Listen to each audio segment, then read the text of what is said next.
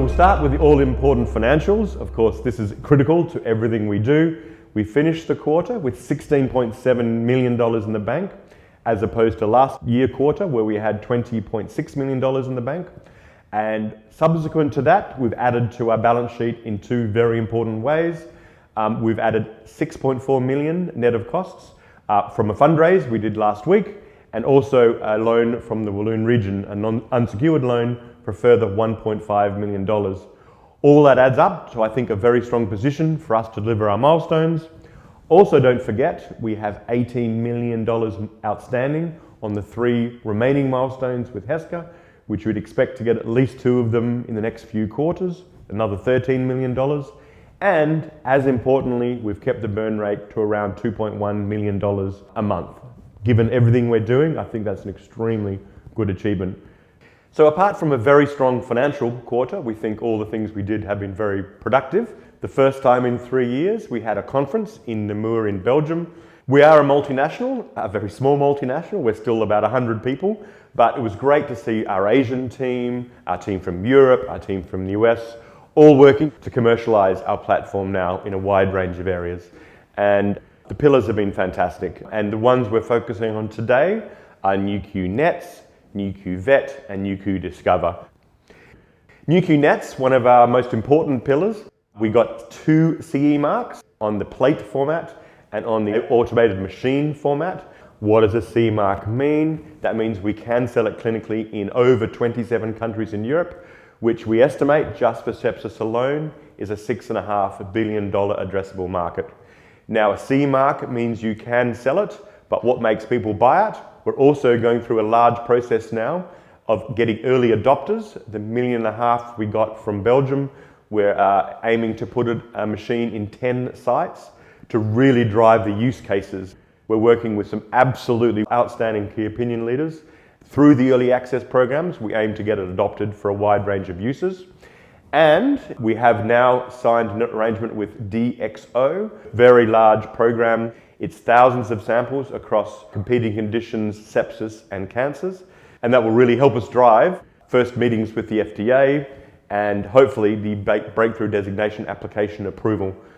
Another milestone, MD Anderson Cancer Center, you're probably familiar, absolutely top class. Tragically, if you have cancer, you're 10 times more likely to get sepsis. And of course, that's also incredibly deadly.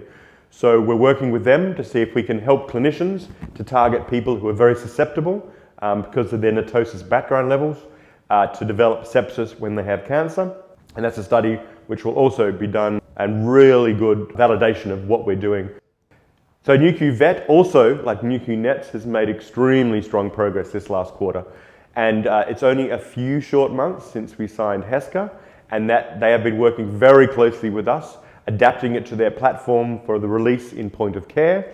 That's gone very, very well. It's still very much on target for end of this year, early next year launch, which means they'll be selling it starting in the US and Canada and soon hopefully worldwide at the point of care, a huge breakthrough. Also, they're also working on their own launch in labs in the US as well. So expect to see a lot of news on that end of this year, early next year. We've also launched in Singapore, and we've made strong progress with other large companies we've talked about, which would help us launch worldwide. And also, depending on which ones we sign, but up to 80-90% of US vets would be covered if and when we sign one of the big vet companies as well as Heska, and we are expecting that to be this year.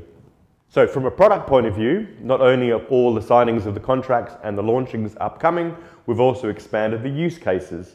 So we've released data on the monitoring side, monitoring the same cancers for treatment. So we're really hoping we can launch that product in the next few quarters as well, and also in a range of other cancers in dogs. So full congratulations to the vet team, a fantastic quarter, and I think the best is yet to come. Nu.Q-Discover is also very exciting, and the final pillar we'll talk about today, working with 7 different organizations using our platform for what they do, from biopharm, animal, human, different drug projects. This means we're getting early revenue from these companies and organizations, but we're also really getting at the heart of a lot of research programs and drug programs, one of which might start going into human trials this year. And it's very hard to predict what the revenue will be because it's a lot of other companies. but just another pillar of what we're doing, and we really want to help as many people and groups as we can through our fantastic Nu.Q platform. So in summary, on the financial side, I think we've been very nimble, we've kept costs low, we've got financing from a few different sources, we're very close to launching worldwide in the vet space. We have now got a product in Europe we can sell in NETosis. We're working on a large range of use cases for early adopters.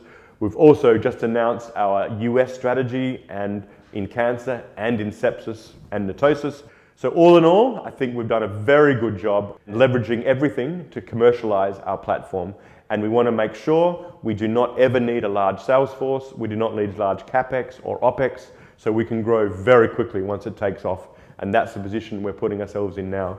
So stay tuned. It's going to be another exciting couple of quarters ahead of us.